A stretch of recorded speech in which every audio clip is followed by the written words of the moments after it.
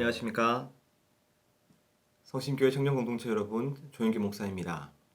지난 시간에 오직 하나님의 장자만이 하나님을 알 수 있다고 하였죠.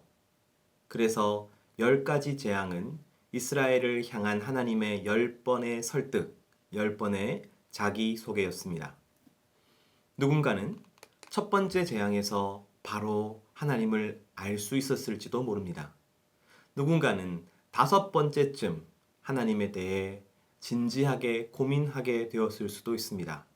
누군가는 9번째 재앙이 되어서야 겨우 마음을 돌렸을 수도 있죠. 그러나 하나님은 당신이 정하신 이들이 다 설득당할 때까지 계속해서 쉬지 않으십니다. 완전수 10이라는 숫자는 바로 그것을 이야기하죠. 그런데 우리가 10가지 재앙이라고 이야기하지만 실은 11가지 기적입니다. 첫 번째 재앙인 나일강이 핏물로 변하는 기적 그 앞에 실은 한 가지 기적이 더 있기 때문입니다. 출애굽기 7장 11절에서 12절 말씀입니다. 바로도 현인들과 마술사들을 부르매 그 애굽 요술사들도 그들의 요술로 그와 같이 행하되 각 사람이 지팡이를 던짐에 뱀이 되었으나 아론의 지팡이가 그들의 지팡이를 삼키니라. 아론이 자신의 지팡이를 던졌더니 뱀이 되었습니다. 그러자 바로가 자신의 마술사들을 부르지요. 그러자 그들의 지팡이도 뱀으로 변합니다. 하지만 아론의 뱀이 요술사의 뱀을 집어 삼키지요. 저는 이것을 첫 번째 기적으로 보아야 한다고 생각합니다. 왜냐하면 10가지 재앙의 본질이 하나님께서 바로와 애굽의 신을 이기는 모습을 보여주는 것이기 때문이죠. 그래서 이것을 합치면 모두 11가지 기적이 되는 것입니다. 그런데 제가 앞서 10이라는 숫자가 완전수라고 말씀드렸죠. 10은 충분하다, 완성되었다라는 의미를 가지고 있습니다. 그래서 10번의 설득은 하나님께서 설득을 하시는데 한 사람도 빠짐없이 한 사람도 놓치지 않고 다 설득하셨다는 것을 의미하지요. 그렇다면 마지막 하나는 무엇입니까?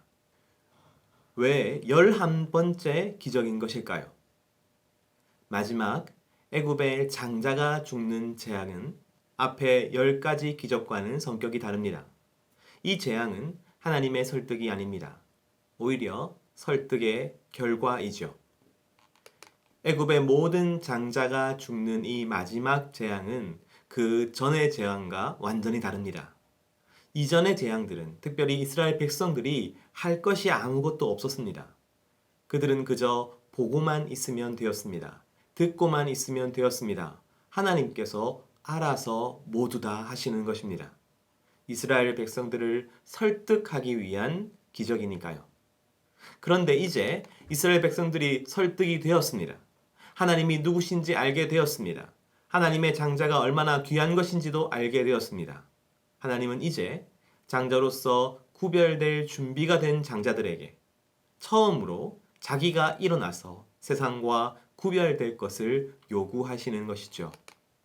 하나님은 어린 양을 택하여 유월절 제물로 죽이라고 말씀하십니다. 그리고 우슬초 묶음을 가져다가 그릇에 담은 그 양의 피를 적셔서 문 인방과 좌우 설주에 뿌리라고 명령하십니다. 양의 피를 집의 정문에다가 바르는 것이죠. 그러면 하나님의 사자가 재앙을 내리려 할 때에 그 피를 보고 넘어갈 것입니다. 그래서 피를 바른 집은 재앙을 당하지 않을 것입니다. 하지만 피를 바르지 않은 집은 그 집의 모든 장자가 죽을 것입니다. 다음날 아침이면 거대한 구별이 일어나게 될 것입니다. 애굽의 모든 집, 바로로부터 짐승에 이르기까지 모든 장자가 죽게 될 것입니다. 그러나 이스라엘 백성들의 장자는 그 누구도 해를 당하지 않을 것입니다. 그렇게 완전히 구별되어 버리는 것이죠. 그러나 그것은 첫 번째 구별됨이 아닙니다. 첫 번째로 일어났던 구별됨이 무엇입니까? 그것은 이스라엘 백성들이 하나님을 믿은 것입니다. 그래서 양의 피를 그의 정문에 바른 것이죠. 피를 바른 정문과 그렇지 않은 종문. 바로 그것이 첫 번째 구별이었습니다. 바로 그 구별은 이스라엘 백성의 믿음에서 비롯된 것이었습니다. 여러분, 언제나 믿음을 가진 자가 하나님의 장자입니다. 그리고 그 믿음은 언제나 순종으로 나타나야 합니다. 우리를 10번, 100번, 1000번 설득하신 하나님께서는 설득된 우리들에게 믿음으로 일어설 것을 요구하십니다. 마음속에 생각으로만 머무는 신앙이 아니라 행동과 실천으로 이어지는 것이 참된 믿음인 것이죠. 하나님은 이런 믿음을 모든 장자들에게 요구하시는 것입니다.